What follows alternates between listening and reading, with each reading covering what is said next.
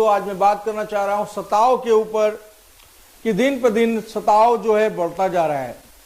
जैसा कि हम सब पिछले समय उत्तर प्रदेश की एक खबर हमने देखी होगी, मीडिया में चल रही है, बहुत तेजी से वायरल है कि उत्तर प्रदेश के जिला लखनऊ से एबीसी चर्च के जो पास्टर राजीव रहे, उनके चर्च पर कुछ बजरंग दल, आरएसएस और यूं कह लीजिए कट्टरपंथी लोगों ने धावा बोल करके वहां के जो विश्वासी लोग हैं, जो चर्च है, उसको बंद कराने की पूरी जोर लगा दी। साथियों, मैं कहना चाहता हूं कि उत्तर प्रदेश जो कि मुख्यमंत्री योगी आदित्यनाथ का गढ़ है, जहां पर बड़े जोरों शोरों से कट्टरपंथी फल फूल रहे हैं, इन कट्टरपंथियों को चर्च के अंदर आतंकवाद दिखाई देता है। इन कट्टरपंथियों को चर्च के अंदर यह दिखाई दे रहा है कि वहां के जो पास्टर हैं उनके ऊपर आरोप लगाया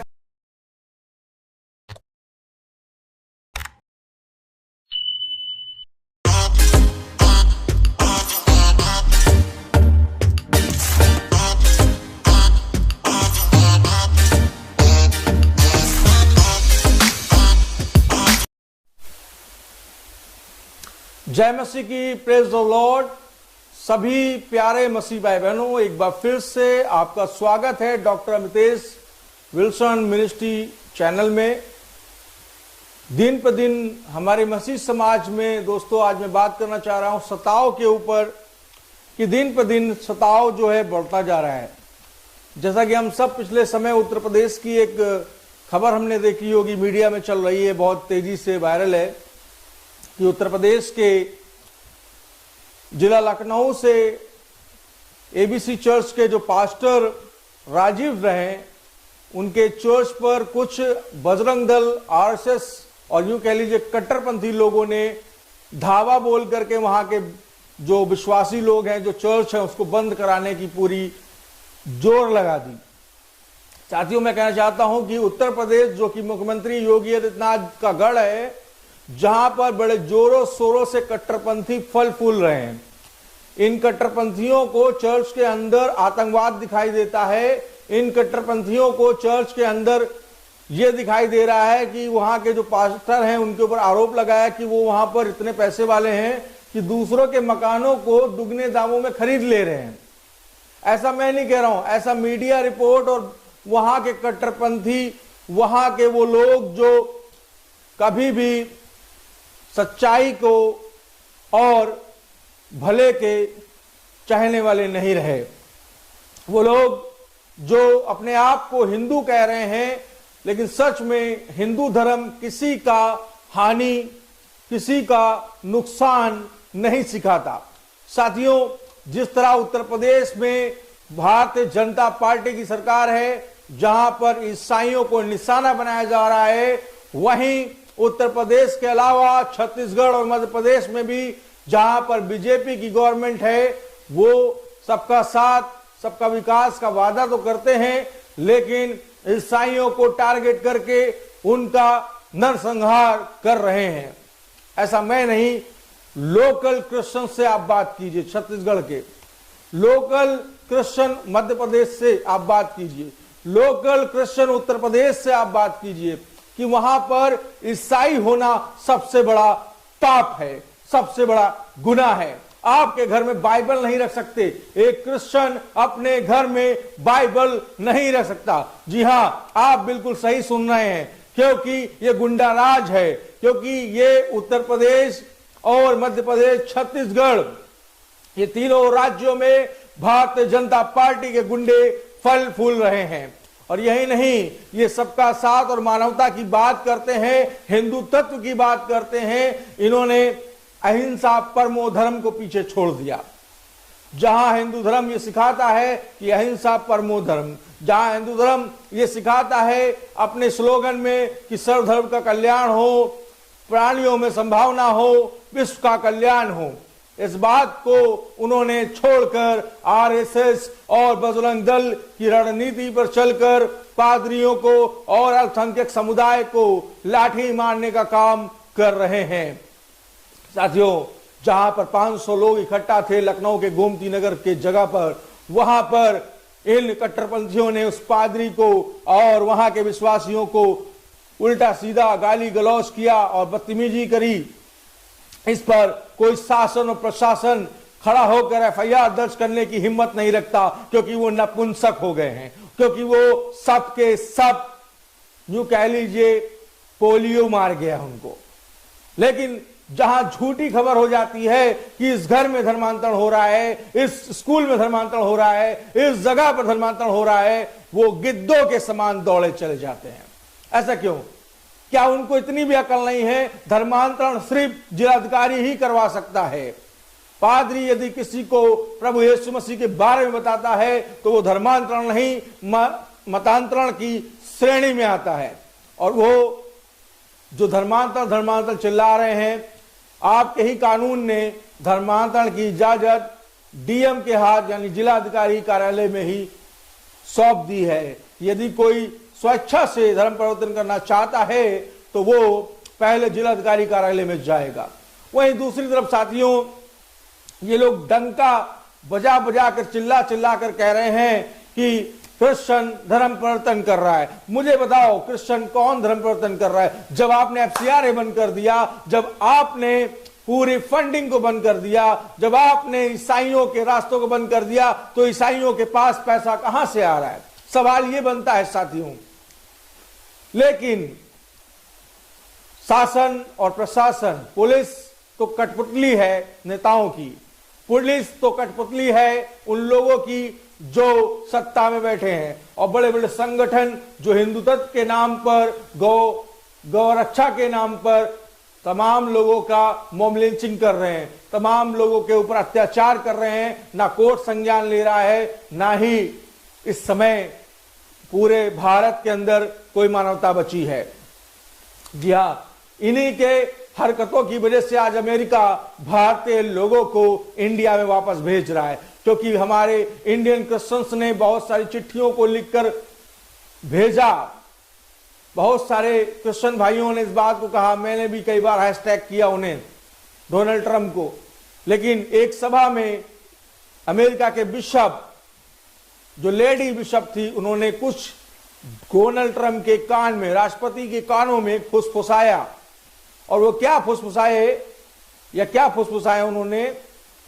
वो भारत के मसीहों के सताव को लेकर के उन्होंने बात करी। उन्होंने कहा लोग डरे हुए हैं ट्रंप, लोग डरे हुए हैं मिस्टर राष्ट्रपति, और आप भारत के प्रधानमंत्री के साथ कोई डील नहीं करेंगे, क्योंकि वहां पर हमारे मसीहों पे सताव हो रहा है।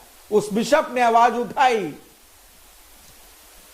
और उसके कुछ ही दिनों बाद हम देख रहे हैं कि भारत के लोग जो अमेरिका में रह रहे थे, लाठी मारकर, हाथों पैरों में हथकड़ियां डालकर वापस भारत को भेजे गए। बड़े गए थे कमाने, इंजीनियर बन के बड़े गए थे वहां दुनिया भर के काम करने, लेकिन भारत में रहकर भारत के क्रिश्चियंस को, इंडियन क्रिश्चियन को, भारतीय ईसाइयों को मार रहे हैं। उनको ईसाई स्कूल चाहिए अपने बच्चों को पढ़ाने के लिए, ईसाई अस्पताल चाहिए, लेकिन भारत में ईसाई नहीं चाहिए। ये सरकार नपुंसक है जो ईसाइयों को निशाना बना रही है, भोली भाली कौम को निशाना बना रही। साथियों, आप सब अपनी आवाज को उठाएं डिजिटल मीडिया के द्वारा, सोशल मीडिया के द्वारा। डरे नहीं, यूनाइट होकर अपनी बात को रखें। अगर आप नहीं जागे तो आपकी आने वाली कौम के लिए ना तो मकान रहेगा, ना तो दुकान रहेगी, ना तो चर्च रहेगा, ना विरासत रहेगी। आप भी खाली हाथ हो जाएंगे। जैसे पारसी धर्म का नाम और निशान धरती से मिट गया, वैसे ही एक दिन आप अपने कौम के गद्दारों में गिने जाएंगे, और इतिहास गवाह होगा कि आपने जब जुल्म हो रहा था तो मसीह का नाम लेकर आवाज नहीं उठाई, क्योंकि आप अपनी संपत्ति बचा रहे थे, क्योंकि आप अपने चर्चेस बचा रहे थे, क्योंकि आप अपने आप को बचा रहे थे। लेकिन इतिहास वही लिखते हैं जो कुछ बड़ा करते हैं। तो परमेश्वर के दास और दासियों, सताव चरम पर है, आंखें खोल लो, अपने ऊपर से गैर मसीहों की भलाई करने का भूत उतार दो। पहले अपने मसीह लोगों की भलाई करो। मसीह में न जाने कितने ऐसे भाई, उनको मजबूत करो। मसीह में होकर मसीह की टांग खींचना बंद करो। भारत में जो अनपढ़ और गंवार कम्युनिटी है वो संगठित होकर ईसाइयों पर राज करने के लिए भाग रहे हैं। उनके चर्चेस पे कब्जा किया जा रहा है। अन्य जातियां, शर्म करो आप लोग। आप नहीं बोले तो कौन बोलेगा? जागें और लाठी उठाकर वचन की लाठी उठाकर इन गिद्धों को भगाएं जो हमारी संपत्ति पर, हमारे चर्चेस की जमीनों पर, हमारे स्कूलों पर नजर गड़ाकर बैठे हैं। जिस स्कूल में मेरा बच्चा पढ़ता है वो एक क्रिश्चियन स्कूल है, रोमन कैथोलिक का। मैं आपको जीती जागती गवाही बता रहा हूं। 90% हिंदू अपने बच्चों को वहां पढ़ा रहे हैं। क्रिश्चियन बच्चे कितने हैं? हम 5 सेवकों के, पास्टरों के परिवार हैं वहां पर, और कुछ 1-2 मिशनरी हैं। लेकिन बाकी के 90% हिंदू, ब्राह्मण, क्षत्रिय, वटेवर जो आप बोल लो, उनको प्रॉब्लम है ईसाइयों से, लेकिन अपने बच्चों को कॉन्वेंट में पढ़ाएंगे। जाओ गुरुकुल में पढ़ाओ ना, हमारी सीट क्यों घेरे हुए वो? लेकिन नहीं, क्रिश्चियन कॉन्वेंट में पढ़ाएंगे क्योंकि अंग्रेजी चाहिए अंग्रेजों वाली, अंग्रेजी चाहिए ईसाइयों वाली, सुविधा चाहिए अस्पतालों में ईसाइयों वाली। लेकिन ईसाई भारत में नहीं चाहिए। अरे इतना दोगलापन लाते कहां से हैं ये लोग?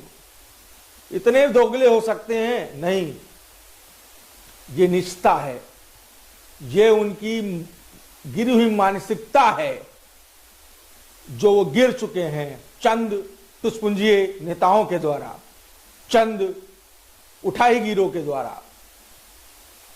ये हिंदू हो ही नहीं सकते हैं जो हिंदू धर्म का नाम खराब कर रहे हैं। तो साथियों, कहना चाह रहा हूं कि इन्हें हमारी चर्चेस से प्रॉब्लम है और आप चैरिटी कर रहे हैं इनके बच्चों के साथ, चैरिटी कर रहे हैं आप इन्हें कपड़े देकर, चैरिटी कर रहे हैं आप। बंद करो ये सब। पहले अपनी कम्युनिटी को देखो, अपनी कम्युनिटी को स्ट्रांग करो, अपनी कम्युनिटी को लेकर चलो। जिन लोगों ने तुम्हारे लाठी करी है, जिन लोगों ने FCRA बंद किया, आज रोमन कैथोलिक उनके अनाथों के बच्चों को पाल रहा है। आज वृद्धाश्रम में इनके माँ बापों को पाला जा रहा है क्योंकि अभी भी आंखें और कान नहीं खुला है। हालांकि प्रभु यीशु मसीह ने कहा अपने शत्रुओं से प्रेम करो। हम और आप प्रेम करने वाले लोग हैं, हम और आप परमेश्वर से प्रेम करते हैं, लेकिन इसका यह मतलब नहीं कि हम उनको भी पालें जो सपोले हैं। मैं आपको बताना चाह रहा हूं, परमेश्वर सबका परमेश्वर है। परमेश्वर ने जगत से प्रेम किया, अपने इकलौता पुत्र दे दिया ताकि कोई भी नाश ना हो परंतु सब के सब अनंत जीवन पाए। लेकिन इसका यह मतलब नहीं है कि परमेश्वर सभी को अनंत जीवन देगा।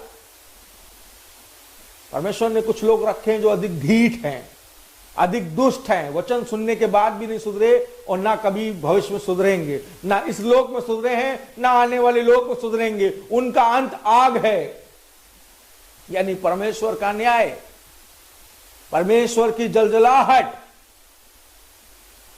आप जागो और सताओ के खिलाफ खड़े हो मेरे भाई, मेरी बहन। परमेश्वर चाहता है अंत के समय में उन कलीसियाओं को सपोर्ट करो जो सुसमाचार के लिए खड़ी हैं।